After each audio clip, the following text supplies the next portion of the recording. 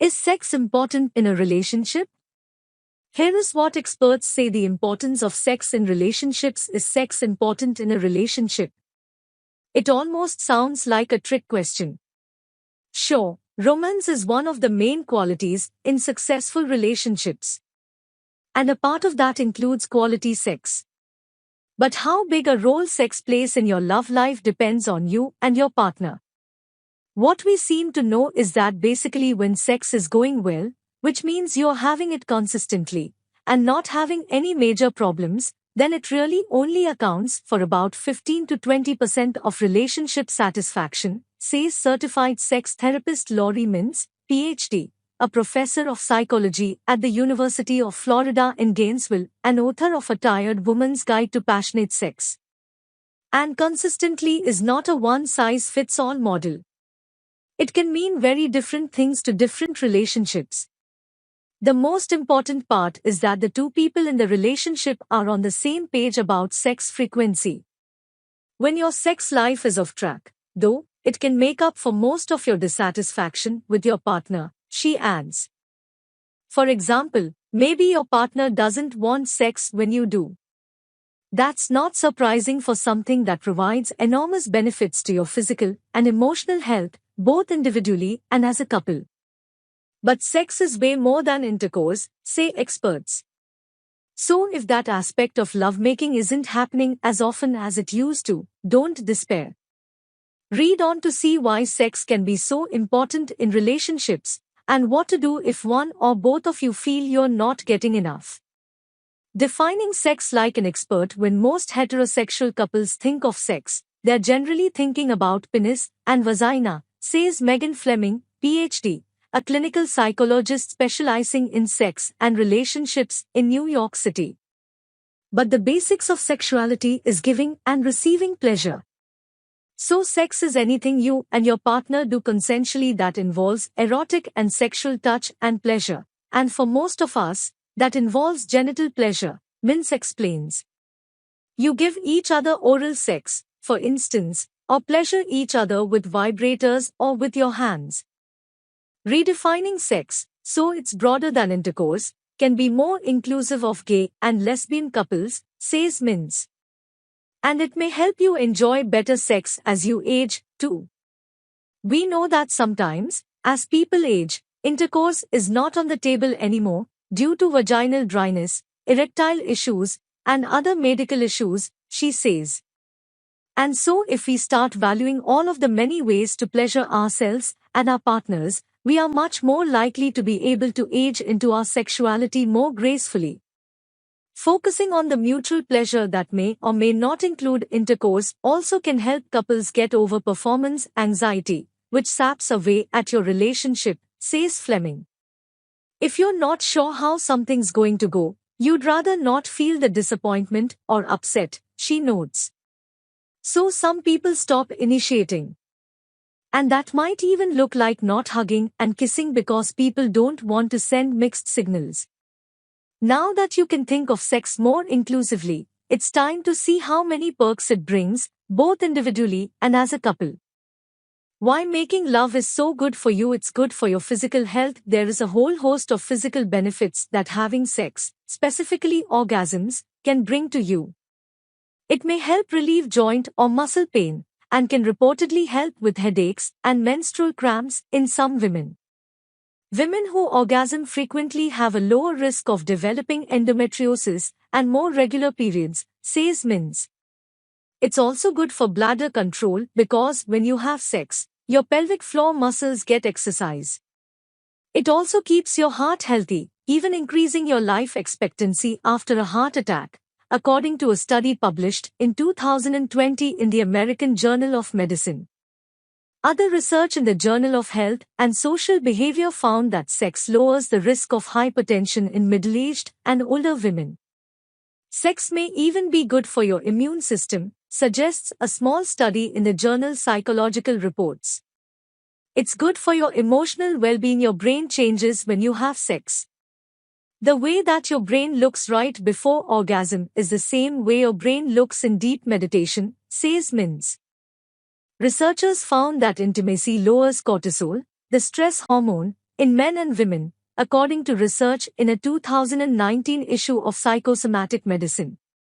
Sex can also be an essential part of feeling alive and vital, of having a zest for life, says Fleming. Another benefit to good sex? It's validating, says New York City sex therapist Stephen Snyder, MD, author of Love Worth Making: How to Have Ridiculously Great Sex in a Long-Lasting Relationship. It makes you feel good about yourself in a way few other experiences can match. It's good for your relationship. Mins calls sex the glue and oil of a relationship. Without it, she says, couples either fall apart or become roommates who share chores, worries, and an occasional laugh. In terms of the oil, sex helps prevent friction and makes you less irritable, she says. I always joke with my clients who I'm trying to help get a better sex life that the things that irritate you about your partner before sex could even be endearing after sex. It can also release all those feel-good hormones, including oxytocin and dopamine, which increases feelings of connection and intimacy, says Fleming. Want to know what else increases those feelings? The little ways these couples make their partner feel loved. Here is what else it can do. It creates trust and shared memories, because you're sharing your deepest self with your partner, says Mins. It can enhance commitment and appreciation. And most interesting, the more sex you have, the more you want, she adds. So good sex is a positive cycle for not only more of those benefits, but for more sex. How much sex do you need to reap these benefits? According to research in the journal Social Psychological and Personality Science, you get all these feelings of emotional well-being and connections when you have sex once a week. More often is fine, you just don't reap more perks. If that amount seems like a lot, given your life right now, remember, it's really up to the couple to decide their ideal frequency, says Mins. When it comes up in her couples therapy, she tells her clients, whatever the two of you work out. I don't care if it's once a week or once a month. But here is the caveat. Both partners have to be satisfied with the amount, which requires communication and compromise, two key characteristics of a healthy relationship. Fleming agrees. If a couple isn't having sex frequently, whether it's once a month or once a year, and they're not distressed by it, then it isn't a problem, she says. It becomes problematic if it's distressing to one and not to the other. Then it becomes a relationship issue. The bottom line, there is no one-size-fits-all sexuality, Mins says. If you have sex that's really fun and orgasmic and connected once a month, you might be happier than the people who are having mediocre sex once a week. How to have a sex life you're both happy with? Many relationships have mismatched desire levels, typically a higher libido partner with a lower libido one, say experts. And while you may think your partner just wants sex, it may be the lack of connection and intimacy that your significant other is really missing, notes Fleming. Here is how to fix that imbalance so that you're both left satisfied.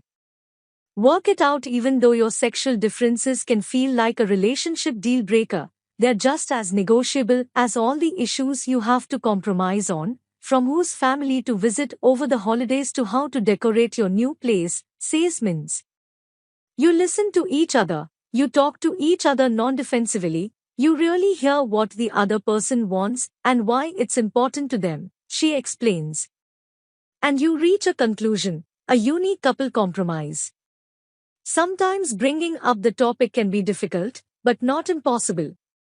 Mins recommends using I statements, loving statements, and compliments so that your script looks something like this. I have something to talk to you about, and it's really hard for me. I'm bringing this up to connect with you because I really love you.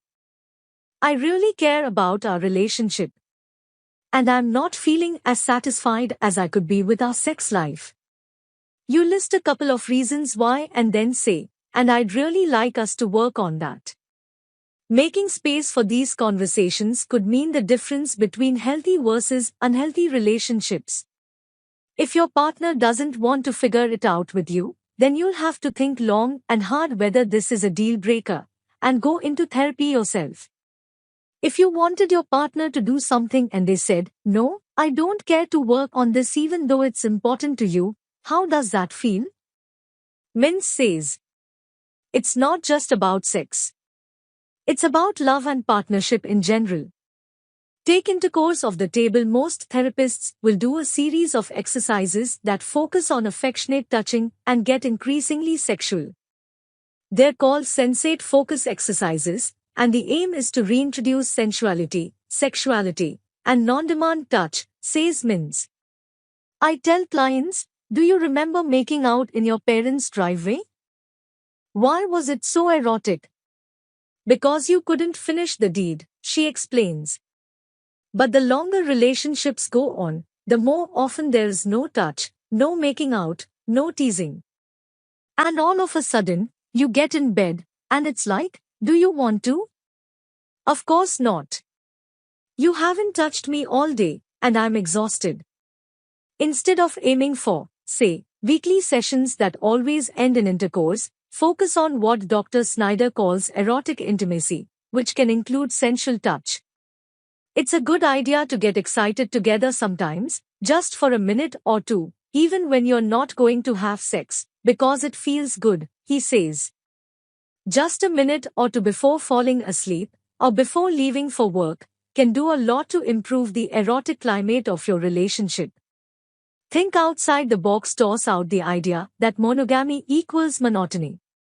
Most couples fall into what we refer to as scripted sex, meaning it's the same positions and same time, says Fleming.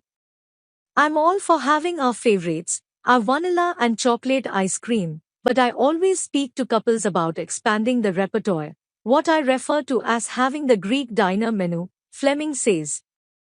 So start exploring, she advises. There are just so many ways to give and receive pleasure. We say the biggest sex organ is our mind, but the biggest organ is our skin, head to toe. Get playful while you're getting creative. Think about adding a few props.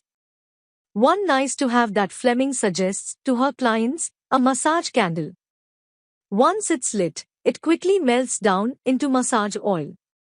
It's the whole idea of adding a little bit of novelty, something new, she says. But a massage candle is also more sensual versus explicitly sexual, which is helpful. You become more mindful about giving each other pleasure. If you need more stimulation for arousal, you can try a vibrator or another type of adult sex toy. Or, suggests Fleming, break out special dice or board games, in which one card or die gives a body part and the other the action. What I like about games is that you're not having to think about what's next, she says. Something external is giving you that guidance or cue, which could be really helpful.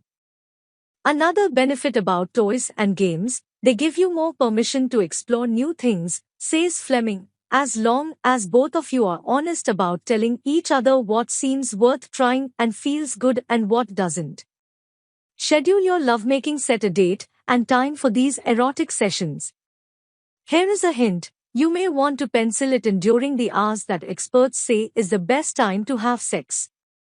Culturally, we think that sex is supposed to be spontaneous, and the reality is that even when you were young, it was more about opportunity than the spontaneity, says Fleming.